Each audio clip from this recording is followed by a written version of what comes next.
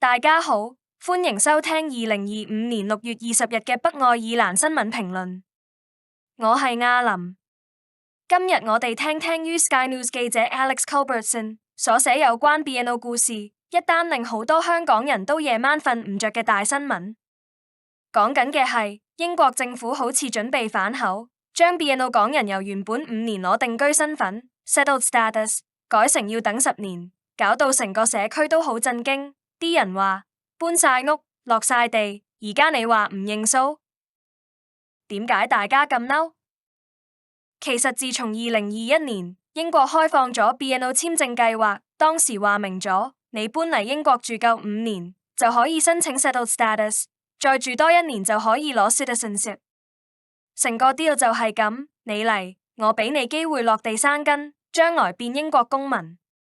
好多人就係信呢個承諾，辭工賣樓，帶埋小朋友一齊搬過嚟，重新開始生活。你估搬屋咁簡單咩？係放棄成世人習慣同關係，冇退路啊！但上個月英國工黨領袖施紀賢就講話，佢哋打算將所有移民攞定居身份要等夠10年。雖然未正式實施，但政府又唔講幾時決定會唔會豁免 BNO 港人，個個都擔心爆。我係阿強，今日聽個真實故仔，搬晒屋唔知點算。有位女士叫 Stella， 50歲，住倫敦嘅實吳，2021年搬嚟英國，2個細路都準備考大學。本來打算2026年就可以攞到定居，咁就交本地學費。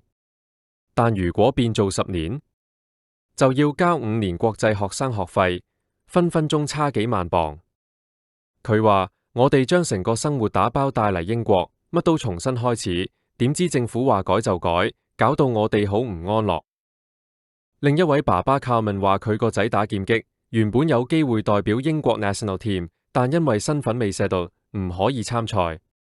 如果變做10年，佢個仔運動生涯都可能冇咗。仲有Evan，一樣係實吳搬過嚟，啱啱買咗屋，本來個仔想讀書，但交唔起國際費，可能要送返香港讀返書。佢仲話我離開香港就係因為唔信個政府，點知嚟到英國呢度都咁樣轉軚，咁我仲可以信邊個？議員都開聲，唔可以反口。幾位英國國會議員都開聲話，政府咁樣做係破壞英國制度嘅誠信。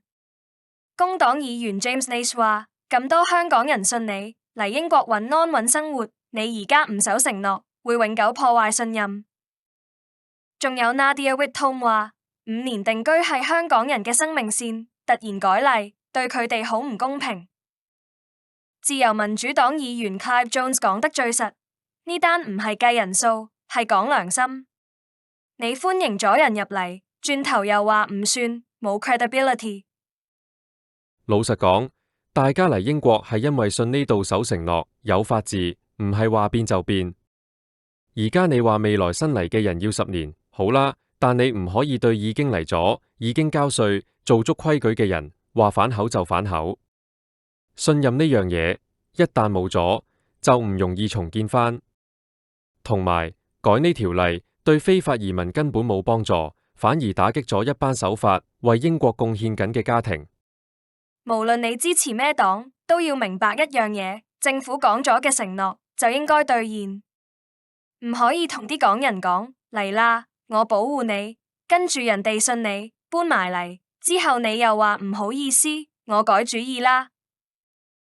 講咗就要算數，守承諾係政府誠信最基本一環。如果英國要繼續俾人信得過，就要證明佢值得人相信。多謝你收聽今集北愛爾蘭新聞評論，你有冇啲咩感受？你自己或者身邊朋友有冇受影響？